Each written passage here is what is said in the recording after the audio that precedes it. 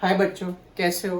तो हमने ऑलमोस्ट ये चैप्टर की थियरी कंप्लीट कर दिया। आज थियरी का लास्ट लेक्चर, उसमें सबसे पहले कैटालाइसिस के बारे में इंफॉर्मेशन, उसके बाद कॉलिजन थियरी का थियोरिटिकल एंड मैथमेटिकल प्रूफ, फिर टेम्परेचर कोएफिशिएंट के बारे में समझने वाले, फिर हम समझने वाले विच type of reaction, photochemical reaction. Last पूरे चैप्टर के सारे फॉर्मूलाज हो जाएंगे तो नेक्स्ट टाइम से फटाफट न्यूमेरिकल स्टार्ट हो जाए। ओके, तो first we start with the catalysis. तो कैटालाइसिस वर्ड है क्या और कैसे हम उसको यूज करें। ओके, तो what do you mean bye catalysis. तो नाम से ही पता चलता है कैटालिस कुछ इन्वॉल्व होगा। तो what do you mean bye catalysis और उसका काम क्या है।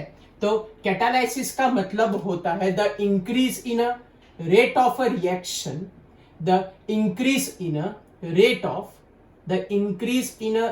of a reaction in a presence of a catalyst. The increase in a rate of reaction in a presence of catalyst is known as a catalysis process. In presence of a catalyst known as a catalysis process is known as a which type of a process, तो is known as a catalysis process। तो catalysis की बात करें तो वैसे तो catalyst दो type के होते हैं, एक तो कैटालिस की पॉजिटिव इफेक्ट और दूसरी negative type of a catalyst. तो first is a positive effect of a catalyst and second is a negative effect of a catalyst. लेकिन chemistry point of view we generally depend upon which type of effect, positive effect of a catalyst, क्योंकि catalyst का main काम है to alter a rate of a reaction. It is a perfect definition to alter a rate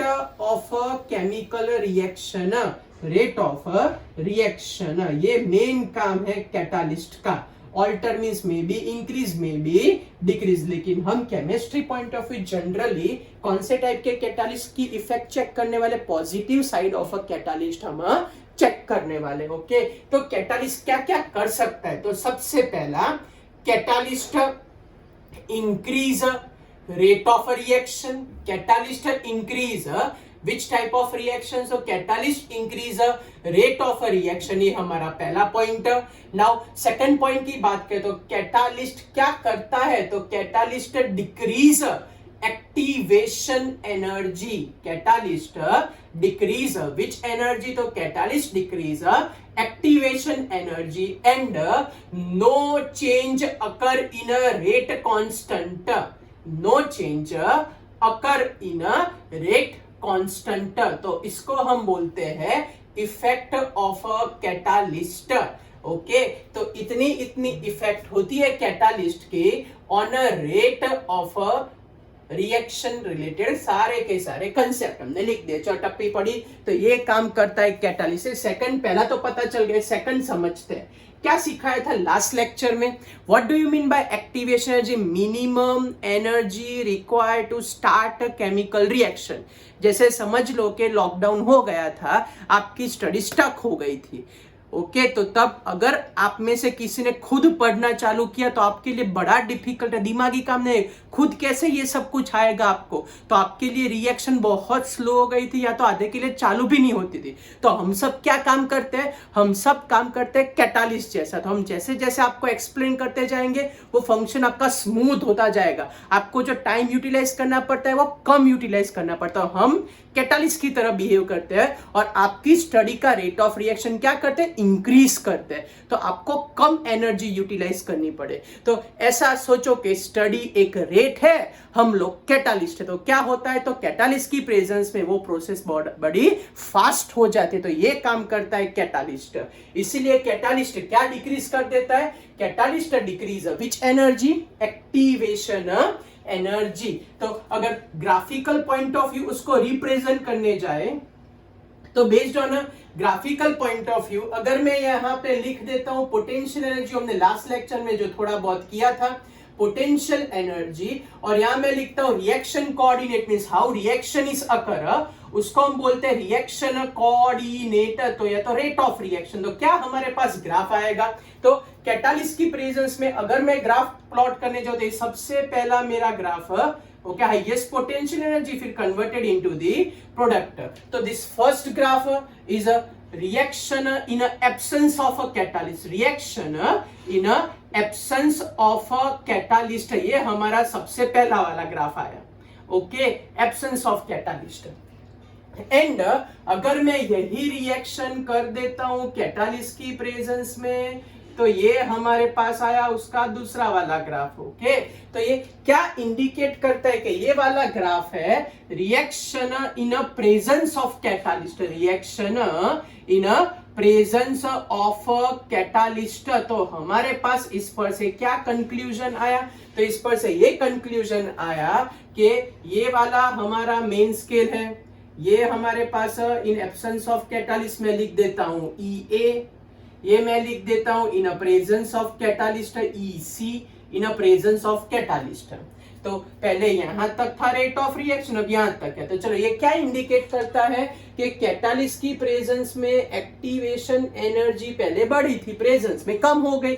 दूसरा, rate of reaction भी क्या हो गया, थोड़ा फास्ट हो गया. So this is the effect of catalyst on a rate of reaction. चलो टप्पी पड़ गई. तो अगर कैटालिस्ट के बारे में अगर आपको कोई भी शॉर्ट आउट करने को पूछे, तो हम एट लास्ट कैटालिस्ट के पॉइंट ऑफ व्यू अगर पूरा कंसेप्ट लिखना हो तो कैसे लिखे? तो ऐसे हम लिख सकते कि भाई कैटालिस्ट, हम पॉजिटिव कैटालिस्ट लेने वाले, directly proportional to the what, rate of reaction. It is inversely proportional to which energy, activation energy, and it is inversely proportional to what, energy barrier. It is inversely proportional to the energy barrier. तो ये हमारे पास पूरा का पूरा relation आ गया. Very important for the MCQ. Okay, तो ये आपको पता, ये आपको पता, ये नहीं पता है. क्या होता है एनर्जी बैरियर का मतलब? बहुत इजी है, मैं इजीएस्ट पे समझाऊं. एनर्जी बैरियर का मतलब आप लोगों के लिए आपका मोबाइल, आपका टीवी, आपके फ्रेंड्स, जो ये सारे के सारे फैक्टर जो आपका स्टडी का रेट ऑफ रिएक्शन डिक्रीज करते हैं, हर्डल्स बनते हैं बीच में, उन सबको बोलते हैं एनर्जी बैरियर. तो अगर आपको रेट ऑफ रिएक्शन बढ़ा नहीं हो तो ये सारे के सारे, मैं ऐसा नहीं बोल रहा कि नहीं होना, सब होना चाहिए लेकिन लिमिट में होना चाहिए. तो उन सबको बोलते हैं एनर्जी हर्डल्स. जो रास्ते में हर्डल्स बनाते हैं, आपकी स्पीड कम कर देते हैं, उनको बोलते हैं एनर्जी बैरियर. ओके, तो एनर्जी बैरियर कम करो. जितना एनर्जी बैरियर कम होगा उतना रेट ऑफ रिएक्शन क्या होगा, फास्टर होगा. सो ये हमारे पास पूरा कंसेप्ट आया रिलेटेड टू कैटालिस्ट. ओके, चलो तो अब आगे बढ़ते हैं. Next, so now we migrate towards the last theory of this chapter. बड़ी अच्छी थियरी है और वो थियरी को हम बोलते हैं विच type of a theory, collision theory. Collision theory दो पार्ट में डिवाइडेड है. पहला पोर्शन कॉलिजन थियरी का है हमारे पास, जो इंक्लूड करेगा थियोरेटिकल कंसेप्ट, और ये कॉलिजन थियरी का दूसरा पार्ट हम जो करने वाले हैं वो सेकंड पार्ट इंक्लूड करेगा उसका मैथमेटिकल फॉर्म. ओके, तो देखते हैं धीरे धीरे करते हुए सारे आंसर ऑब्टेन करते जाते हैं. बराबर बच्चों? चलो तो स्टार्ट करें. कॉलिजन थियरी गोखनी नहीं है, स्टेप बाय स्टेप याद रखनी है. फर्स्ट हम लिखेंगे सबसे पहला पॉइंट उसका, what is a main condition to start a chemical reaction. चलो ये पहली कंडीशन हो गई.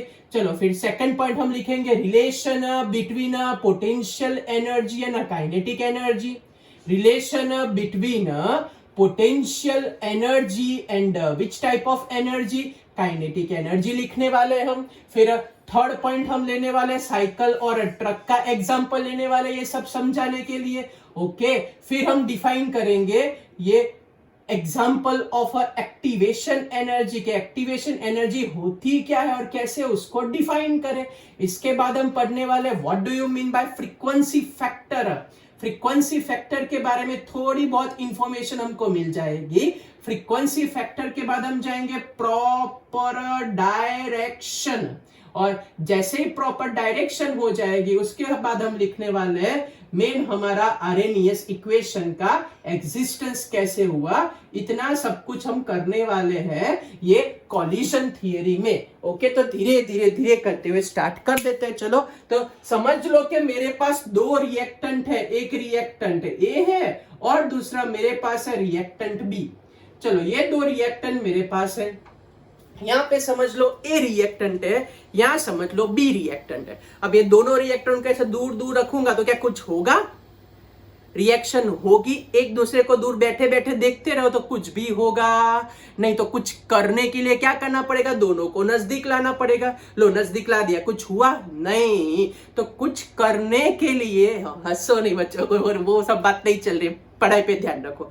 तो ये रिएक्शन करने के लिए सबसे पहले दोनों के बीच में क्या होना चाहिए? कॉलिजन होना चाहिए। नहीं, वो हर एक पिक्चर का स्टार्टिंग का सीन होता है, वो हीरो हीरोइन से टकरा जाते हैं, वो दैट शोज दैट के वहां पे भी उन लोगों को ये लॉजिक पता था। ओके चलो चलो, वो सब तो आउटसाइड की बात है। लेकिन what is the first step to start any type of reaction? तो to start any reaction, first step collision must occur. Okay तो क्या लिखे? तो दूर दूर से कुछ होगा नहीं, कंपल्सरी क्या करना पड़ेगा हमको? कॉलिजन। तो हमारी फर्स्ट मेन कंडीशन के to start a chemical reaction, to start a chemical reaction,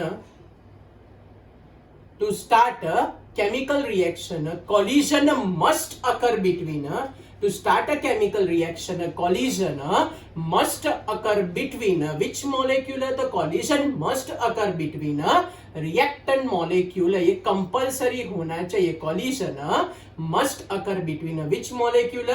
reactant molecule। अब collision करने के लिए वो जब एक दूसरे के नजदीक आते तब क्या क्या हर्डल्स होते, क्या होते, वही हमारी collision थियरी। समझ लो कि इतना तो जोरदार ड्राइंग नहीं आता, लेकिन समझ लो कि बड़ा सा एक ट्रक है, वो ट्रक में सब लोग जलसे से जा रहे हैं।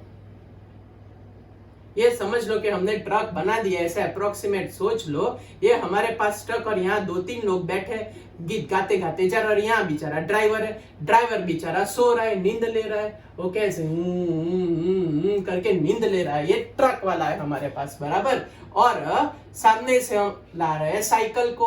ओके ये हमारे पास है साइकिल का एग्जाम्पल। सपोज ऐसे तो परफेक्ट ड्राइंग नहीं होगा, लेकिन समझ लो कि सीट बीट तो है नहीं, लेकिन ऐसे साइकिल है और ये उसका कुछ पहिया भैया बना देते हैं। ये रहा, ये समझ लो कि ये साइकिल है अप्रोक्सीमेट। लेकिन साइकिल में स्पेशलिटी क्या है? साइकिल वाला भाई वो अंबुजा सीमेंट की थैली लेके जा रहा है। कौन सा भाई? अंबुजा सीमेंट। वो नहीं, एक ऐड आती थी, वो अंबुजा सीमेंट की थैली और ट्रक वाला फूट जाता था। ओके वो वाला थोड़ा यूज करेंगे, थोड़ा कॉमेडी वाला, लेकिन मजा आएगी। ओके आपको ड्रॉ नहीं करना है, समझाने के लिए। तो ये समझ लो कि दो रिएक्टेंट एक दूसरे के नजदीक आ रहे हैं, तो करेंगे क्या? तो सबसे पहला स्टेप, जैसे जैसे दो रिएक्टेंट कॉलिजन के नजदीक आएंगे तो उनका पहला काम एक्सीडेंट कराने का नहीं होगा। हमारा काम एक्सीडेंट नहीं करते वो लोग। सबसे पहले क्या करेंगे? एक्सीडेंट प्रिवेंट करेंगे। तो एक्सीडेंट प्रिवेंट करना हो तो पहला स्टेप क्या होगा? चलो आप व्हीकल चला रहे हो, सामने से ट्रक आ रही है, तो एक्सीडेंट प्रिवेंट करने का आपका पहला स्टेप क्या होगा? ये ब्रेक लगाओ, जोरदार। क्या लगाने की? ब्रेक लगाओगे तो आपकी काइनेटिक एनर्जी कम हो जाएगी, और कौन सी एनर्जी बढ़ती जाएगी? पोटेंशियल एनर्जी बढ़ती जाएगी। तो सेम थिंग हैपन हियर कि when a reactant molecules are come near to each other for a collision, when reactant molecules are come near to each other, when reactant molecules are come near to each other for a collision, so what will happen when they are come near to each other for a collision? Their kinetic energy decreases, their kinetic energy is what? Decrease, their kinetic energy is decreased, and potential energy is what? Increases. The kinetic energy is decrease and potential energy is what? Increases. ये होता है धीरे धीरे। और समझ लो कि दोनों के दोनों ब्रेक लगाने में सक्सेसफुल हो गए तो स्टॉप हो जाएंगे, रिएक्शन होगी ही नहीं। So if potential energy become a maximum, if potential energy become a maximum, that means no collision is occur. Potential energy become maximum, that means no collision is possible. लेकिन हम तो क्या लेके आगे बैठे थे बच्चों, हमारा काम था तो कॉलिशन कराने का, और अगर भूल में से ब्रेक लग गई, सक्सेसफुल हो गए, तो रिएक्शन ही नहीं होगी। तो मैं क्या करूंगा पता है, यहाँ कुछ अलग करते, मैं यहाँ पे बीच में डाल दूंगा ऑयल, तो उसका मतलब वो ब्रेक लगाएंगे लेकिन रुक नहीं पाएंगे। तो हमारे लिए यहाँ ऑयल का मतलब क्या है, तो हमारे लिए ऑयल का मतलब है the minimum kinetic energy, threshold energy जिसको बोलते हैं, the minimum kinetic energy require, the minimum kinetic energy require which overcome this potential energy and to start a chemical reaction, to overcome this potential energy and to start which reaction, chemical reaction is known as which type of energy, activation energy. पता चला perfect meaning. तो ये जो oil है ना, oil activation energy का काम करते हैं, उनको ऐसे स्लिप करा देता है तो स्ट्राइक हो जाएगी उनके बीच में। पता चला आपको? तो the minimum kinetic energy require which overcome this potential energy and reaction is started, तो उसको बोलते हैं कौन सी एनर्जी? पोटेंशियल। दो कंडीशन है, पहला कॉलिशन होना चाहिए, दूसरा क्या हुआ, दूसरा भाई हमारे पास उसके पास मिनिमम काइनेटिक एनर्जी होनी चाहिए, थ्रेशोल्ड एनर्जी, जिससे रिएक्शन आगे प्रोसीड हो। और उस पर से हमारे पास सबसे पहला फैक्टर है, उसको बोलते हैं frequency factor. What do you mean bye frequency factor? तो फ्रीक्वेंसी फैक्टर को सिंबलाइज किया जाता है Z से।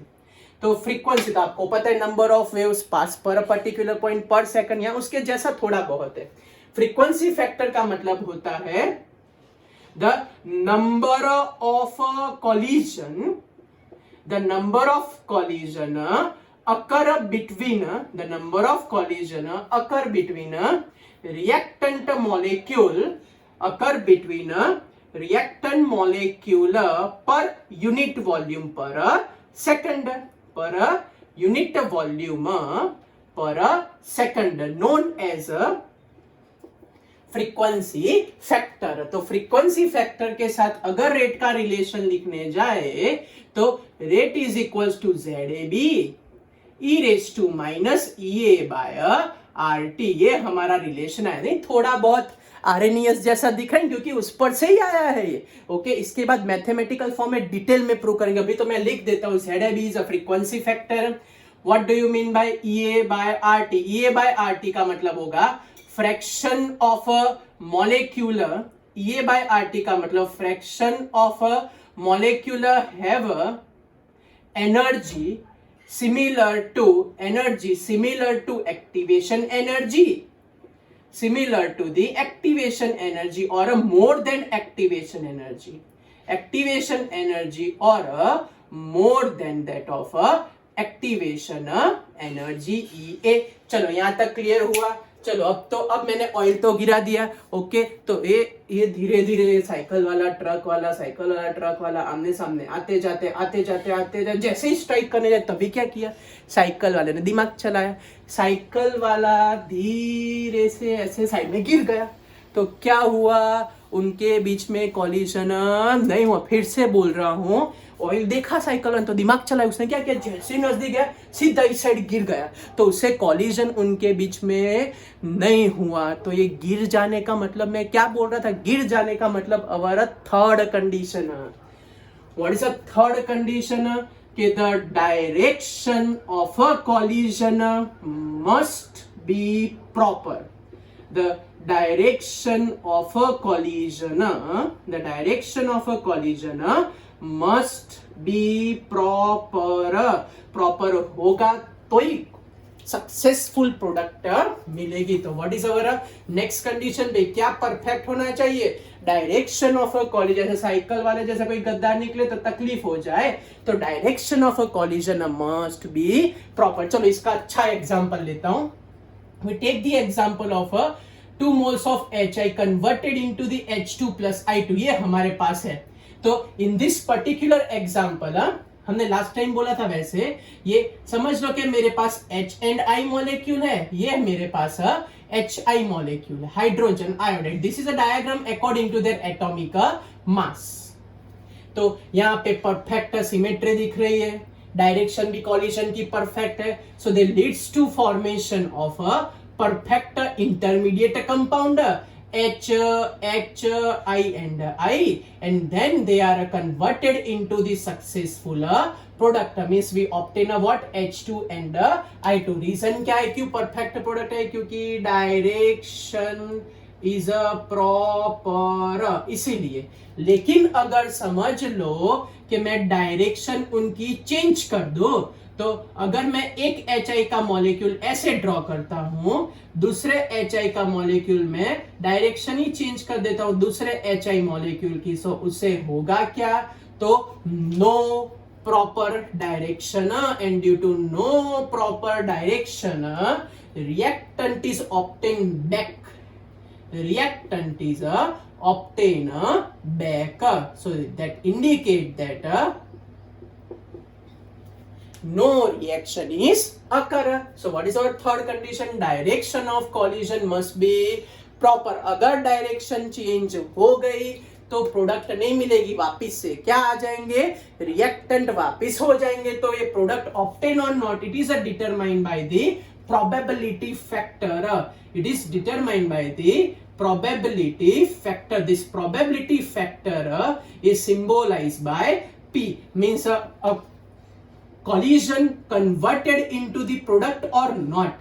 A collision is converted into product or not. Converted into the product or not. It is determined by which factor? Probability factor. Okay, तो last में हम answer लिखने जाए तो रेट का आंसर क्या आएगा? ZAB into P into E raise to minus EA by RT. तो फाइनल में हम ये इक्वेशन तक पहुंच गए. टप्पी पढ़ के बच्चों, आपको मैं क्या बोल रहा था? तो ये हुई हमारे पास पूरी की पूरी कौन सी थियरी? कॉलिजन थियरी हुई. चलो समझाओ फिर से, एक बार फिर से फोकस करके ध्यान रखना. मैथमेटिकल बहुत इजी है और टेक्स्ट बुक में भी नहीं है, तो आपको एमसीक्यू पॉइंट ऑफ याद रखना, लेकिन ये डिटेल में रखना है. चलो क्या है? What is the first condition? To start any chemical reaction there must be which thing is occur? Collision must be occur. Okay, ये पहला स्टेप. दूसरा स्टेप, जैसे जैसे कॉलिजन में नजदीक आएंगे ब्रेक लगाएंगे. ब्रेक लगाने का मतलब काइनेटिक एनर्जी डिक्रीज होगी, पोटेंशियल एनर्जी क्या होगी? इंक्रीज. अगर ब्रेक लगाने में सक्सेसफुल हो गए, पोटेंशियल एनर्जी मैक्सिमम हो गई, तो रिएक्शन पॉसिबल नहीं है. तो हमने ऑयल गिरा दिया. ऑयल गिराने का मतलब minimum kinetic energy required to start this chemical reaction is known as which energy? Activation energy. And what do you mean by frequency factor? frequency factor को Z बोलते हैं. the number of collision occur between reactant molecule per unit volume per second. frequency जैसा ही concept है, तो ऐसा कोई relation आया हमारे पास. what is the third condition? the direction of collision must be proper. तो ये हमने डायरेक्शन, प्रॉपर डायरेक्शन थी, परफेक्ट इंटरमीडिएट बना, प्रोडक्ट है. डायरेक्शन ही प्रॉपर नहीं थी, तो no reaction we get back a reactant in original form. And last, probability factor means collision successful हुआ कि नहीं, वो डिसाइड करता है प्रोबेबिलिटी फैक्टर. तो लास्ट में बड़ा सा फॉर्मूला है. तो इन सब पर से मैं आपको इतना बोलना चाहता हूं कि कोई भी प्रोडक्ट सक्सेसफुल बनने के 4 पॉइंट है. पहला, कॉलिजन होना चाहिए. दूसरा, मिनिमम काइनेटिक एनर्जी. तीसरा, डायरेक्शन इज, एंड लास्ट, ये सब मेहनत के बाद successful product must be obtain. ये 4 कंडीशन होनी चाहिए. जैसे सब एटमोस्फेयर में बहुत सारे गैस है, H2O2 सब कुछ है, लेकिन आपने देखा यहाँ वाटर ड्रॉपलेट मिला, यहाँ वाटर ड्रॉपलेट यहाँ मिला, कार्बन O2 भी है, तो कार्बन O2 क्या जल के क्या ब्लैक फिल्म्स दिखाई देती है? क्यों ऐसा नहीं होता? Why? Atmosphere remain as a atmosphere, क्योंकि इसमें से कोई ना कोई कंडीशन फॉलो नहीं होती होगी, इसलिए प्रोडक्ट नहीं बनती. इसलिए हर एक रिएक्शन होती है at a perfect temperature and pressure. फिर से बोल रहा हूं, वाई? ऐसा एमसीक्यू पूछते हैं, why atmosphere remain as a atmosphere? क्यों हर एक जगह पर water droplet, CO2, black films क्यों हर एक जगह पर नहीं दिखाई देती? सब कुछ है तो भी. रीजन, इन चारों में से कोई ना कोई कंडीशन फॉलो नहीं होती होगी. So atmosphere remain as a atmosphere. So it is known as a which theory? Collision theory. दिमाग में पॉइंट्स रखने के, पहला मेन कंडीशन, फिर relation between potential energy, kinetic energy, फिर third point definition of activation energy, फिर ये frequency factor के बाद प्रॉपर डायरेक्शन का एग्जांपल टेक्स्ट बुक का लिखना हो तो टेक्स्ट बुक का लिख सकते हो, ये भी कर सकते हैं, लास्ट प्रोबेबिलिटी फैक्टर। चलो क्लियर हुआ। तो ये हुआ हमारा पूरा का पूरा theoretical concept of which theory, collision theory. अब उसका मैथमेटिकल टर्म कौन सा है? ओके, तो how we mathematically prove a concept of a collision theory, और how we prove Arrhenius equation that we accepted last time, तो वो भी कैसे प्रूव करें हम, तो चलो देख लेते हैं। तो mathematical form of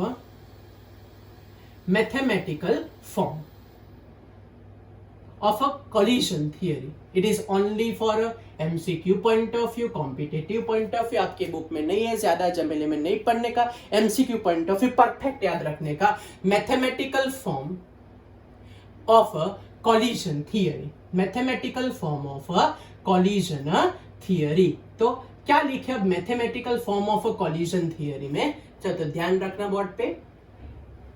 So to explain a mathematical form of a collision theory, हमारा सबसे पहला पॉइंट कि for a reaction A2 plus B2 gives a product, for this particular reaction अगर मैं रेट लिखने जाऊं तो rate is equals to K A2 raised to X and B2 raised to Y।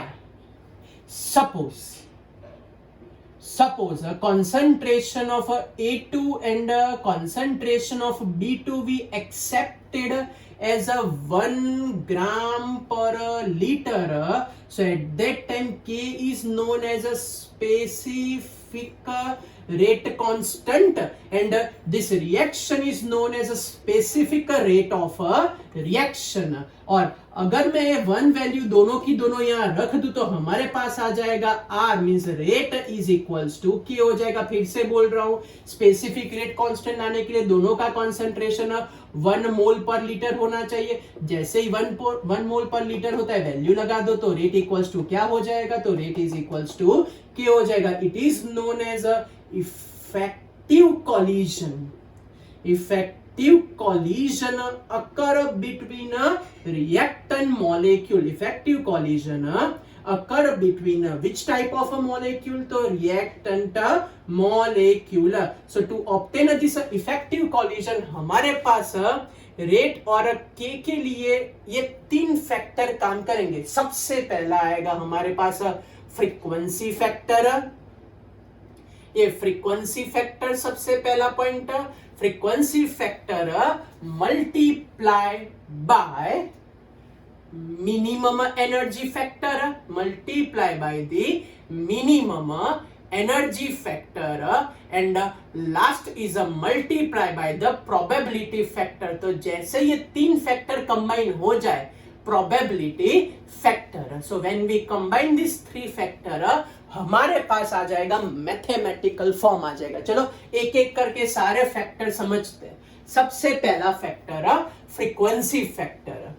So frequency factor की बात तो हमने definition तो आगे लिख दी थी फ्रीक्वेंसी फैक्टर की, बराबर। तो what do you mean bye frequency factor? Frequency factor का मतलब the number of collision, the number of collision occur between the number of collision occur between reactant per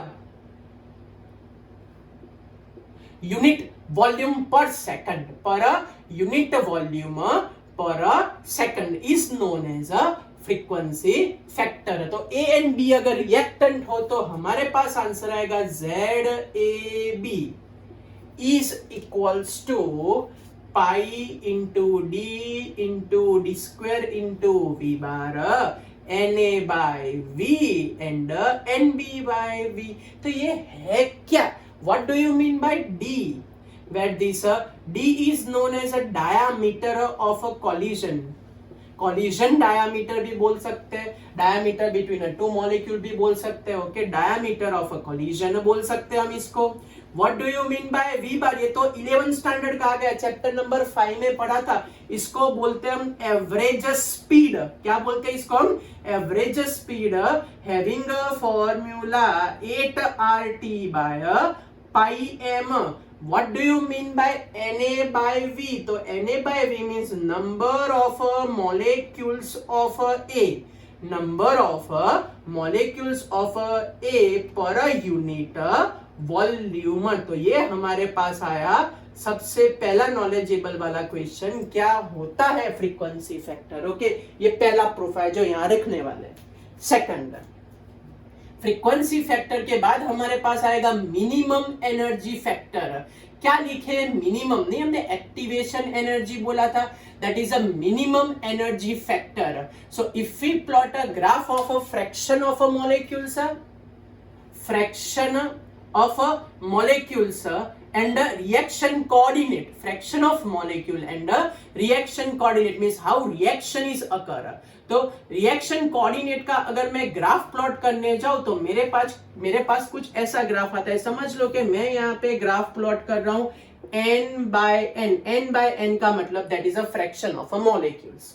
okay, यहां मैं लिख देता हूं reaction coordinate means how reaction is occur, reaction coordinator. Okay, तो पहले starting में हुआ क्या? तो स्टार्टिंग के अंदर ये हम जो ड्रॉ कर रहे हैं diagram, that diagram is particularly at T1 temperature. लेकिन अगर समझ लो कि मैं टेम्परेचर इंक्रीज कर देता हूं, तो जैसे ही टेम्परेचर इंक्रीज कर देते हैं हमारे पास ग्राफ कुछ ऐसा आता है। तो ये जो पर्टिकुलर रीजन आया, ये वाला particular region, that particular region is known as a effective collision region, effective collision region, and this is termed as a threshold energy. कौन सी एनर्जी बोलते हैं इसको भाई?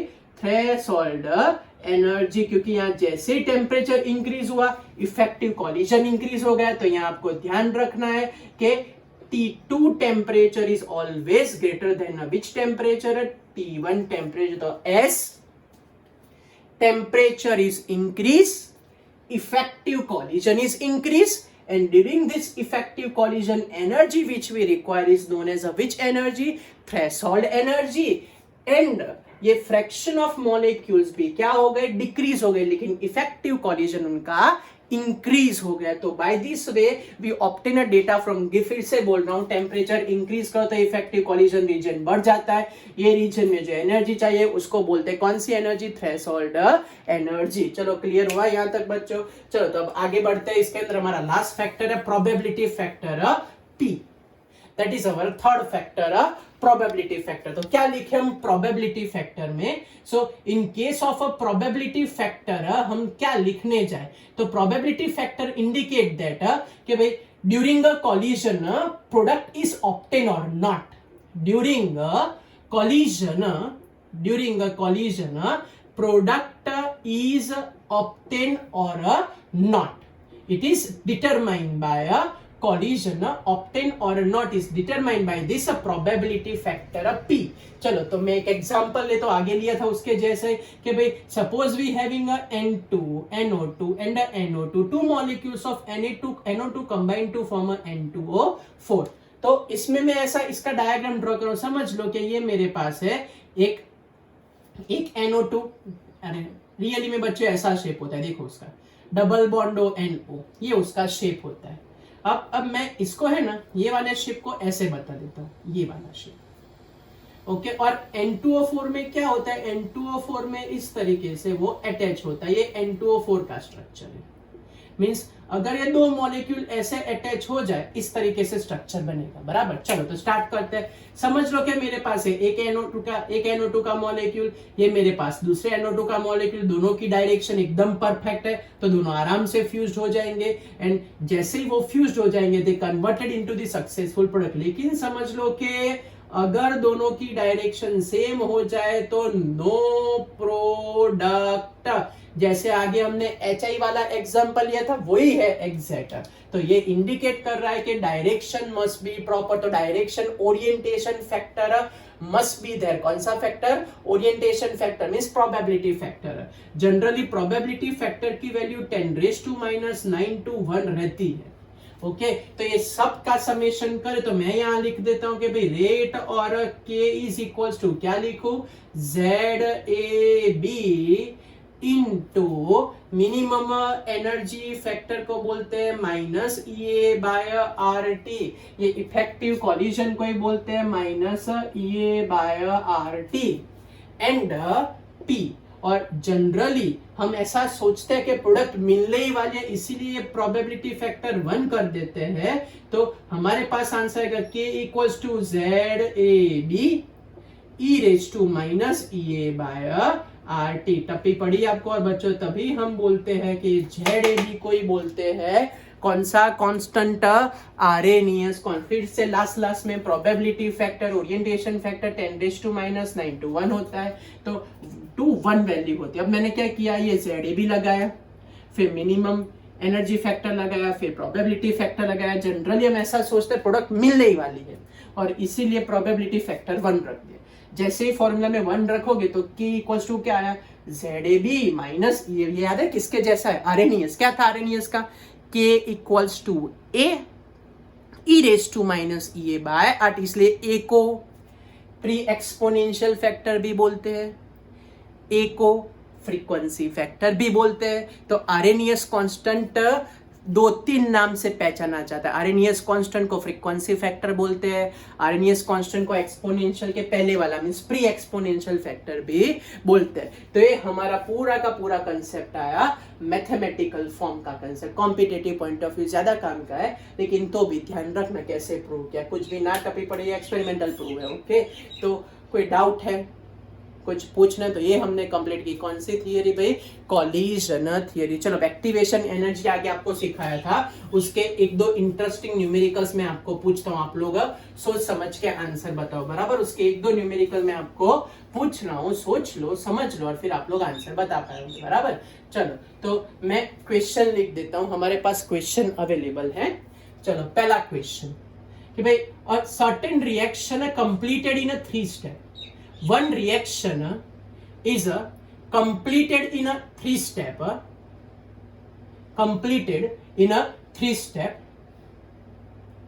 Their activation energy is symbolized by. Their activation energy is symbolized by E1, E2 and E3 respectively. E1, E2 and E3. तो determine rate determining step. क्या decide करना है आपको? रेट डिटरमिनिंग स्टेप आपको डिसाइड करना है। ये आपका क्वेश्चन। क्या डिसाइड करना है? Rate determining step. और उन लोगों ने बोला था कि भाई ग्राफ उसका ऐसा है, तो from this graph you determine कि भाई विच one is a rate determining step. Graph उन लोगों ने ऐसा ड्रॉ करके दिया था।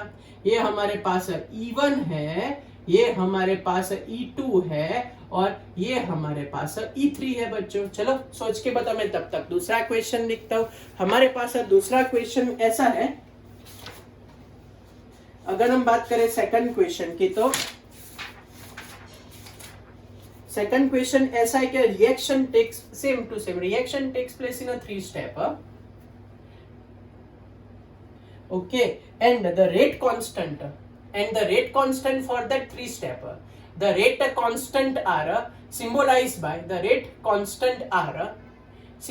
by K1, K2 and K3। ये उनके रेट कांस्टेंट है।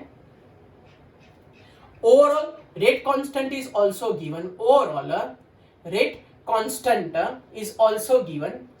Overall rate constant K is equals to, हमको देके रखा है K1 K3 by K2। Okay they specify activation energy E1 E2 and E3 are, it is also given E1 E2 E3। पहले के लिए वैल्यू है 60, दूसरे के लिए है 30 एंड लास्ट के लिए 10 किलो जूल पर मोल। तो क्या बोल रहे, तो they ask that calculate overall EA, then a calculator overall activation energy, ये हमारा क्वेश्चन है। तो ये दो क्वेश्चन हम कैसे सॉल्व करें बच्चों? एक्टिवेशन एनर्जी वाली लॉजिकल है, नया कुछ नहीं है, लॉजिकल क्वेश्चन है बच्चों। चलो ये लॉजिकल क्वेश्चन सॉल्व करना है। चलो सोचो, आगे आगे हमने एक्टिवेशन एनर्जी का एक कंसेप्ट सिखाया था, वो कंसेप्ट वाइज हमको लिखना है। चलो स्टार्ट करें बच्चों। क्या लिखाया था, किसके लिए एक्टिवेशन एनर्जी हाईएस्ट होती है?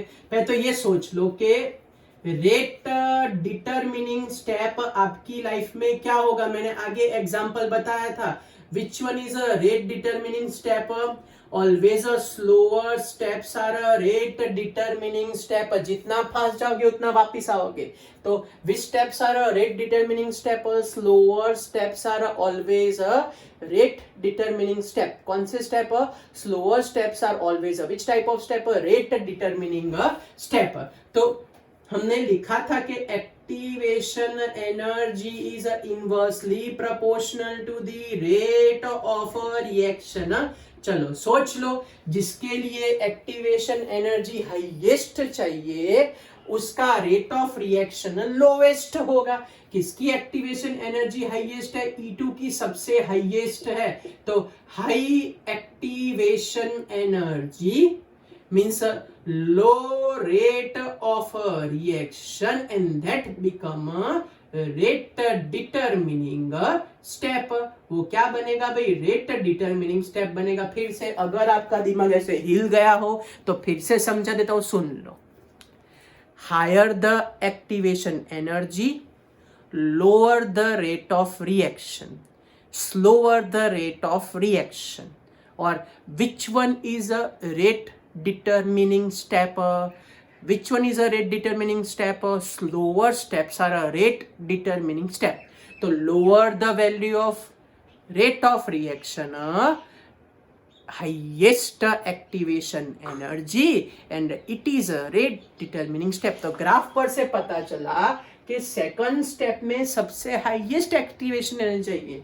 तो highest activation energy means lowest rate of reaction, धीरे धीरे धीरे धीरे जाएगा और इसीलिए ये सेकंड स्टेप बन जाएगा। कौन सा? Rate determining step. टप्पी पड़ी, हाई ईए, रेट डिटरमिनिंग स्टेप। चलो नेक्स्ट में ये ओवरऑल रेट कांस्टेंट देके रखा है, तो आरएनईएस को याद कर लेते हैं। चलो क्या था भाई आरएनईएस का इक्वेशन याद है? नेचुरल लॉग ऑफ के वाला भाई, नॉर्मल लो। चलो नॉर्मल लिखता हूं, k is equal to A E raise to क्या था? Minus A by R T. याद आया भाई? चलो तीनों के लिए यूज करो। k1 इज इक्वल टू क्या होगा? e1 e raise to minus e1 rt1। ओके, टेम्परेचर तो सेम रखा है। चलो फिर next k2 is equal to क्या करे बोलो? a2 e raise to minus e a2 by r into T. चलो फिर नेक्स्ट k3 इक्वल्स टू क्या लिखूं? a3 फिर e raise to minus ea3 by rt। Okay, यहां तक क्लियर हो गया। चलो तो अब आगे जाते हैं नेक्स्ट स्टेप की ओर। हमको ओवरऑल देके रखा है, उसमें सब्स्टिट्यूट कर देते हैं k1 into k3 bye k2। तीनों की तीनों वैल्यू लगा दो। चलो मैं यहां लगा देता हूं, k is equals to k1 की वैल्यू क्या है? k1 की value a1 e raise to minus e1 by rt, ये इसकी वैल्यू है। अब k3 की वैल्यू क्या है? k3 की वैल्यू हमारे पास है a3 e raise to minus e3 by rt। Okay, ये k3 की वैल्यू डिवाइडेड बाय अब k2 की वैल्यू क्या है? k2 की value a2 e raise to minus e2 by rt। चलो पहले पता चला क्या किया, तीनों की तीनों वैल्यू एक एक करके सब्स्टिट्यूट कर दी। डन। ओके, चलो अब जो कॉमन निकलता है उसको कॉमन निकाल देते हैं। क्या करें? k फिर a1 a3 a2, ये तीनों 12 आ गए। अब ब्रैकेट में बोलो क्या बाकी बचा? ब्रैकेट में रहा e raise to minus e1 by rt और एक पावर का एडिशन होता है माइनस, वो तो पता है ना, मैथ्स तो नहीं सिखा रहा मैं, ये हमारे पास आया यहाँ तक। चलो ये पता चला, ये दोनों ऐड हो गए। Divided by e raise to minus EA2 by RT। चलो यहां तक कोई डाउट है? क्या किया पता चला? कोई डाउट है? ये माइनस था, ये माइनस था, एज इट इज रहा। ओके चलो अब इसको ओवरऑल बोल देते हैं, आरएनएस कांस्टेंट ए बोल देते हैं। अब यहाँ पे e रेज टू बोलो क्या आएगा? Minus EA by RT minus EA3 by RT, और नीचे वाला डिनोमिनेटर ऊपर चला जाएगा तो प्लस EA2 बाय RT। पता चला ये प्लस क्यों हुआ भाई? प्लस क्यों हुआ? ये नीचे से ऊपर शिफ्ट हुआ तो प्लस हो गया। क्लियर हुआ? यहां तक कुछ पूछना है? कोई डाउट है? क्या किया? वैल्यू रखी, ये एज इट इज, ये एज इट इज, ये एज इट इज। चलो next last step, k is equals to a, k is equals to a। ठहरो यहां से चालू करते हैं।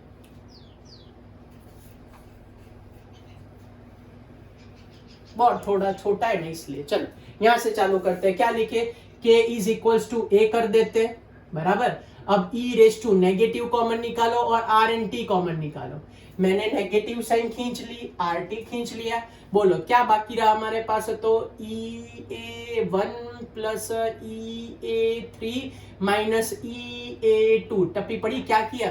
क्या किया? माइनस RT कॉमन निकाल दिया, तो ये प्लस और ये माइनस। ओके तो सीधा कंपेयर करते हैं। k is equals to a e raise to minus EA by RT। चलो सीधा कंपैरिजन करो तो इसके साथ है, तो overall EA is equals to EA1 plus EA3 minus EA2।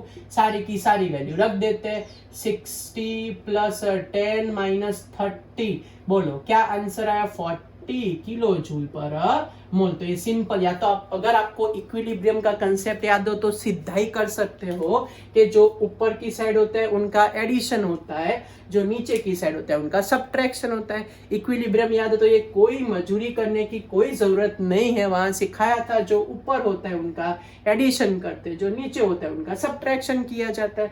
तो इस तरीके से हमारे पास फाइनल आंसर आया। चलो टप्पी पड़ी, आपको ये कुछ पूछना है यहाँ तक? कोई डाउट है? ओके चलो तो आगे बढ़ते हैं नेक्स्ट कंसेप्ट की ओर।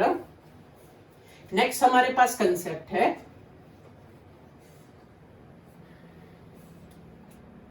और वो कंसेप्ट को बोलते हैं difference between a photochemical reaction and a normal chemical reaction. वो दो रिएक्शन के बीच में क्या डिफरेंस है?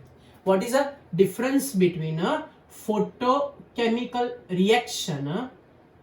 What is the difference between a photochemical reaction and हमारी नॉर्मल केमिकल रिएक्शन? इन दोनों के बीच में क्या डिफरेंस हो सकता है? कभी पूछ सकते हैं, एमसीक्यू में कर दे तो अच्छा है, नॉर्मल प्रॉब्लम ना हो हमको। ओके चलो सबसे पहला पॉइंट, तो photochemical reaction initiated by photochemical reaction is initiated by a photon, initiated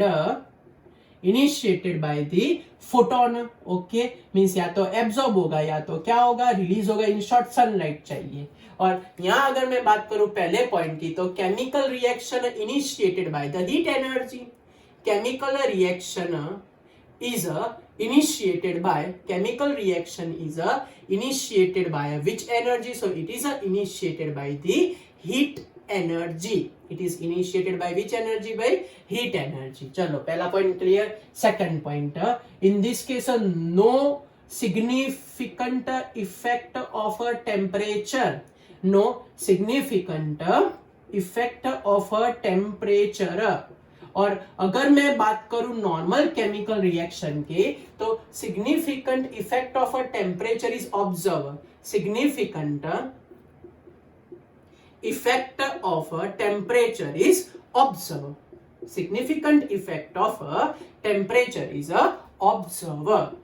और इसलिए अभी नहीं यहां लिखा था इफेक्टिव कॉलिजन वाला, वो इफेक्टिव कॉलिजन इंक्रीज हो जाता है। Next, in this case temperature coefficient is very low. Temperature coefficient is very very very low. Temperature coefficient is very low in case of a photochemical reaction. और अगर मैं बात करूं नॉर्मल केमिकल रिएक्शन की, सो temperature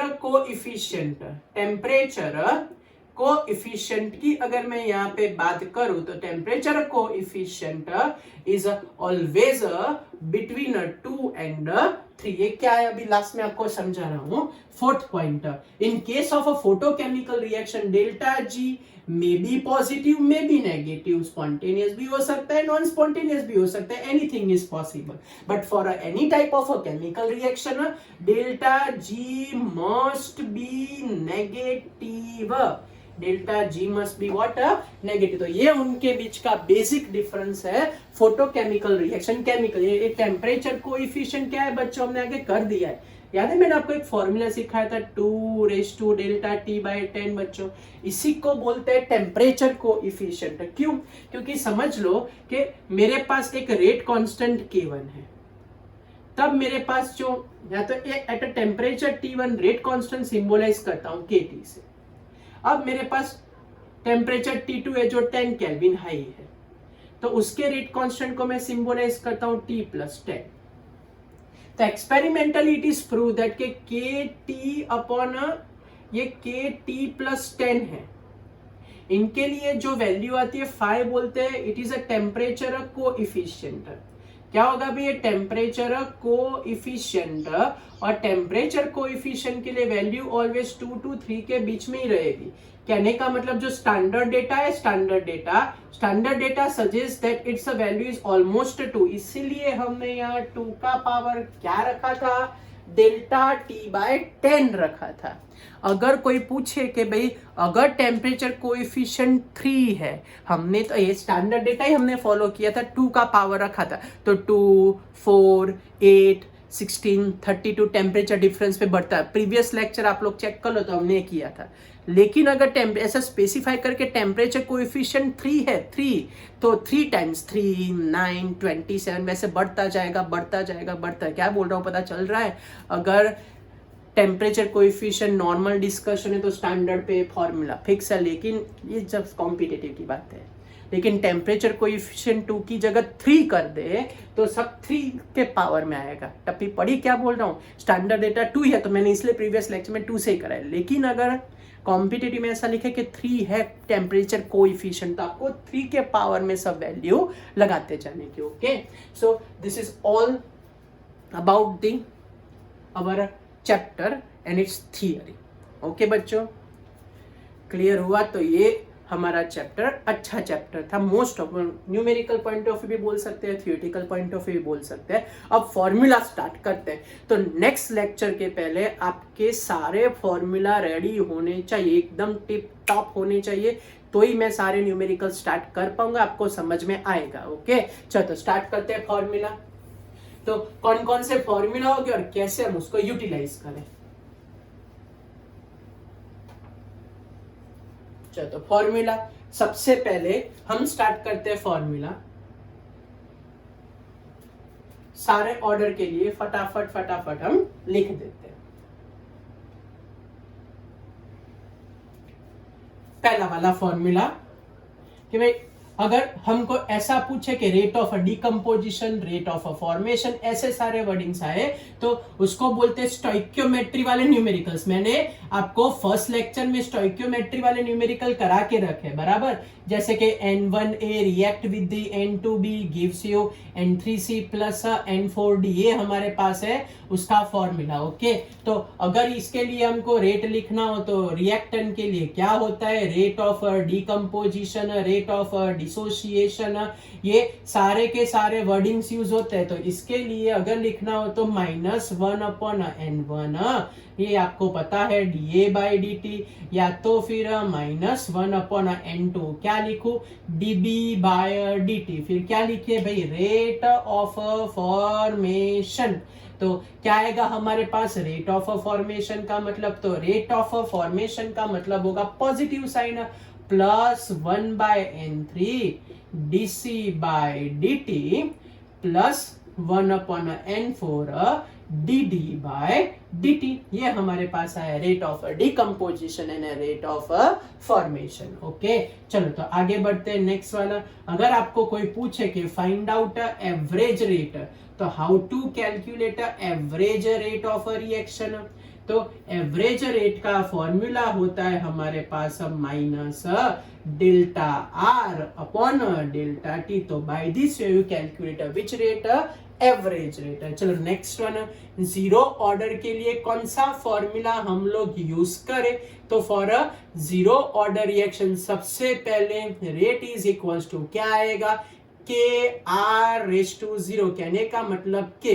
तो zero order ऐसा special case है जिसमें रेट एंड के की वैल्यू सेम रहेगी। किसकी वैल्यू? रेट एंड के की वैल्यू सेम टू सेम रहेगी जीरो ऑर्डर के लिए। चलो फिर उसके लिए के का फॉर्मूला क्या था? के का फॉर्मूला था R zero minus R T by T.